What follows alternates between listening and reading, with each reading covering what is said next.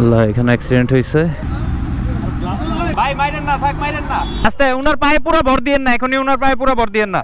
এখানে খুব খারাপ রকমের একটা অ্যাক্সিডেন্ট হয়েছে। যে ঢাকা শহরে অ্যাক্সিডেন্ট হওয়ার একটা বড় কারণ হচ্ছে এই জ্যামজট।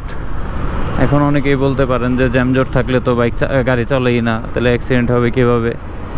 বুঝায় বলতেছি। যেমন আমার এই 3 কিলোমিটার রাস্তা আসতে প্রায় 1 ঘন্টা সময় লেগে গেছে।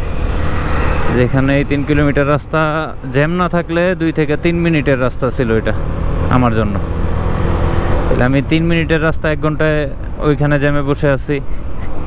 তারপরে যখন জ্যাম ছাড়ে, এরকম ফাঁকা রাস্তা হয়, তখন আমার মধ্যে ওই সময়টাকে কভার করার একটা মন মানসিকতা তৈরি হয়ে যায়।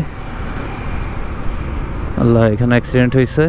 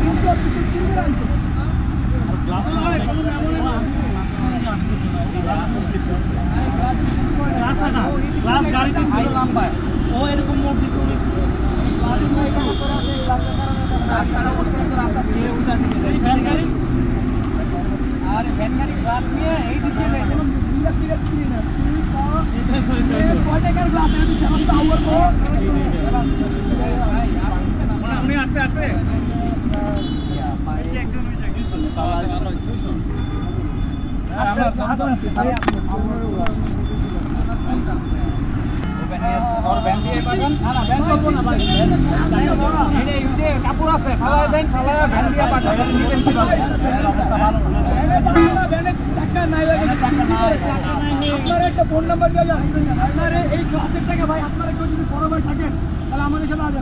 অনেক ক্লাসের যত টাকা সেল হয় তত টাকা দিয়ে বাইরে চিকিৎসা করা সেনাবাহিনী ডাকিয়া ভ্যানটা উঠাই দিলে বুঝাই দিলে সেনাবাহিনীর কাছে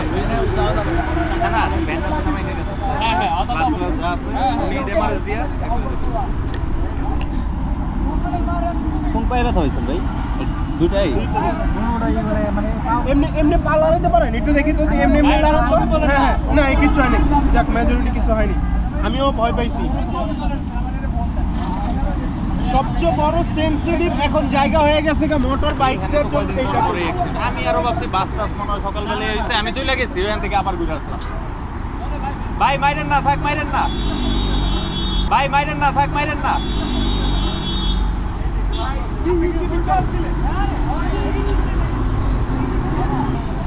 রিংও তো গেছে,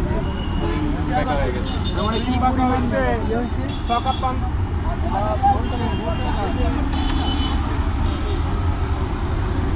স্বাভাবিক সকালে আমি বলি, সকালে অফিস আওয়ারে আমার মনে করেন যে ঠিক আছে ফিঙ্গারপ্রিন্ট হবে 11টার ভিতরে, 1 মিনিট পরে গেলে শেষ।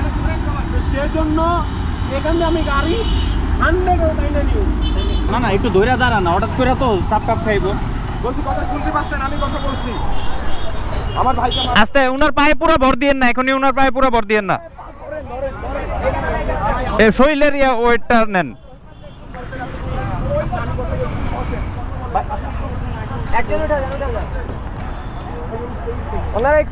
এই জুতাটা সামনে রাখো ওনার। আরে টেনশন নিয়েন না, ওটি আগে উনি সুস্থ হোক, সব ঠিক হয়ে যাইব। এখানে খুব খারাপ রকমের একটা অ্যাক্সিডেন্ট হয়েছে এই ভ্যান গাড়ি দিয়ে ওই বাইকটির সাথে। কি অবস্থা! এই ভ্যান গাড়িটা মূলত রং সাইডে আসতেছিল, আর এই ভাই এদিক দিয়ে যাচ্ছিল, একদম রোডের মাঝখান দিয়ে ভ্যান গাড়ির সাথে সংঘর্ষ হয়। সবাই দৌড়াদৌড়ি করে বাইকে হসপিটালে পাঠাচ্ছি আমরা। আল্লাহ সবাই হেফাজত করুক, ওনাকে হসপিটাল নিয়ে যাওয়া হচ্ছে। এখানে যত ভাই আছে সবাই খুবই হেল্পফুল, সবাই এই ভাইকে সাহায্য করছে।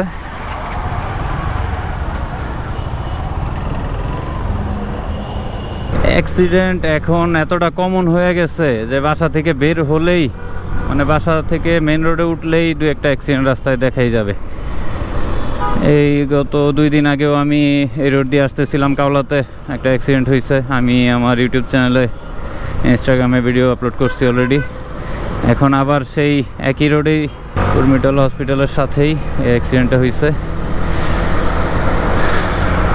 ওই বাইকার ভাই মূলত রাইট রোডেই যাচ্ছিল, উনি ওনার রাস্তা দিয়ে যাচ্ছিল। ওই ভ্যান গাড়িটা একদম গ্লাস লোড করা ভ্যান গাড়ি উল্টা দিকে থেকে আসা, ওনারা মুখোমুখি সংঘর্ষ হয় বলা যায়। তারপরে কি হয়েছে আপনারা তো দেখছেনই সবাই। যারা বাইক চালান তাদেরকে বলবো আপনারা সাবধানে বাইক চালাবেন, চোখ কান খোলা রেখে বাইক চালাবেন। সবাইকে রিকোয়েস্ট করবো আপনারা প্লিজ কেউ রং রোডে গাড়ি নিয়ে আসবেন না। আপনাদের 2 মিনিট সময় বাঁচানোর চিন্তায় একটা মানুষের জীবন চলে যেতে পারে।